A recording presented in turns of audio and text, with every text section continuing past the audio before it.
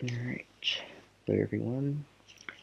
You'll have to excuse me for the low volume I'll be talking in. This is the middle of the night where I live, but I'll be talking right next to the mic, so hopefully the audio quality will be good enough to make for an enjoyable listening experience. As you may already know, I record and upload videos of old games or older games played online to YouTube across 4 YouTube channels, including this one. The other 3 being featured on my homepage. They are Xbox Kai Fam, PS2 Online Gaming, and PS3 Online and LAN. So, if you've watched any of these, I hope you have enjoyed them. If not, just let me know. I'll see what I can do to make them more enjoyable, I guess. Just wanted to do tonight was try something a little different, I guess, and just talk a bit about the interest that I have and that quite a few people have in playing these older games online. It's quite a niche interest in my opinion, maybe the most niche one in all of gaming, but it's for you to decide. And yeah, I will just share my thoughts and hopefully provide some insight for the people who I know watch these videos but don't really join in on the games. Yeah, maybe I'm just wasting my time. This is just late night rambling, but I won't know until I try. So, to begin, the way I like to think about the player base of any game is the fans and the people who just have passing interest in it. And the fans are like the people who play on a regular basis, who are dedicated to that game, you could say. And the people with a passing interest are just the people who like play just to try it out, maybe like have fun every once in a while. They just don't play regularly. That's the main difference. And the second group of people, a lot of the time, have a very wide interest in games, and they play everything. I have a backlog of quite a few thousand now, so really it's going to take me ages to get through. The interesting thing with multiplayer titles is the ability you have to play them depends on their popularity. So with single player titles, it doesn't matter how unpopular a game is, you can play it on demand, like anytime you want. It doesn't matter if there are 1,000 people playing that game at the same time as you across the world, or if you are the only one. It's irrelevant.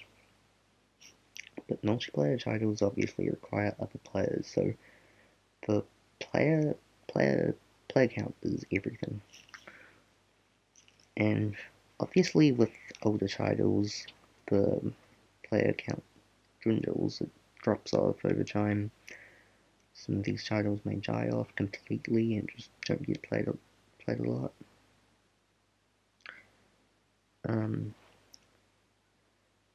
So with the original Xbox and I guess consoles in general, 90% of these titles are just dead, essentially.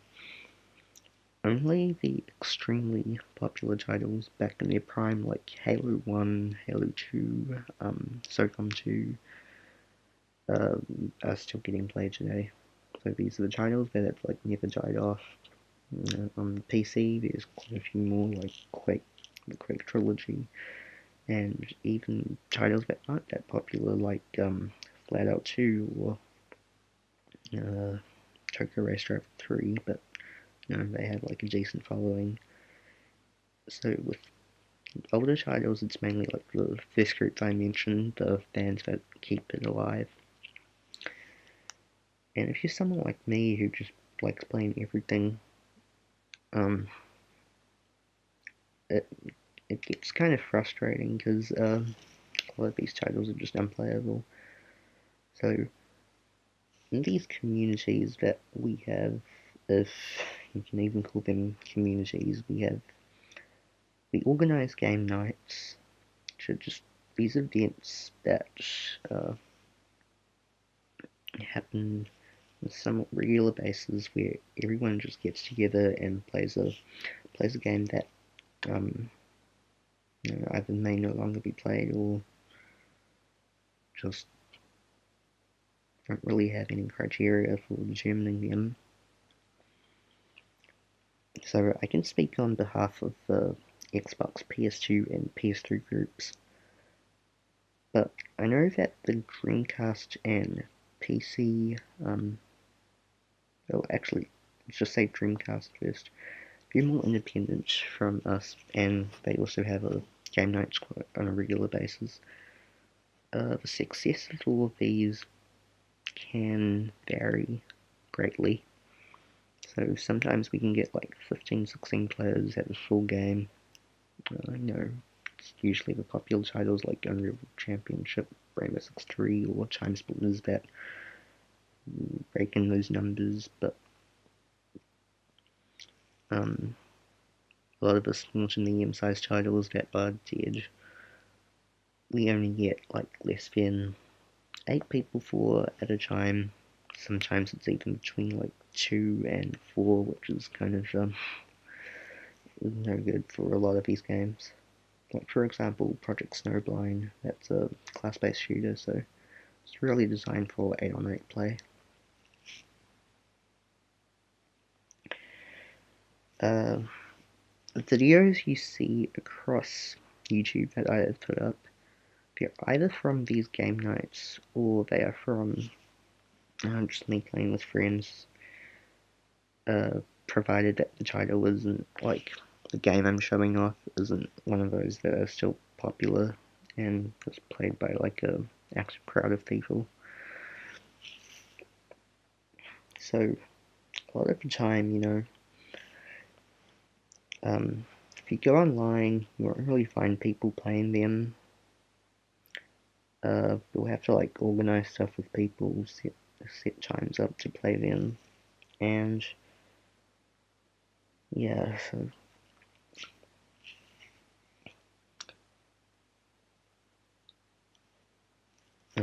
sorry, it's kind of late, so it's not really here.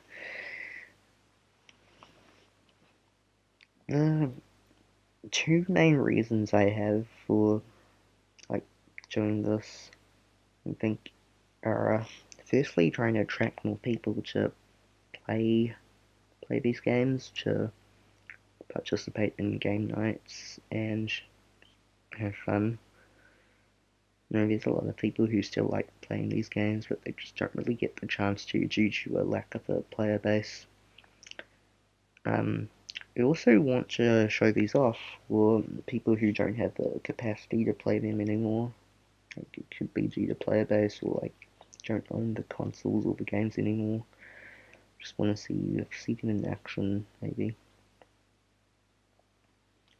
because it is quite hard to get a game going a lot of the time, especially for the less popular ones. And that's the unique thing about multiplayer gaming. It completely depends on popularity.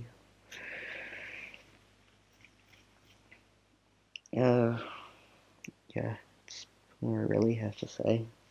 I hope you found at least some of this interesting. Take care and have a great weekend.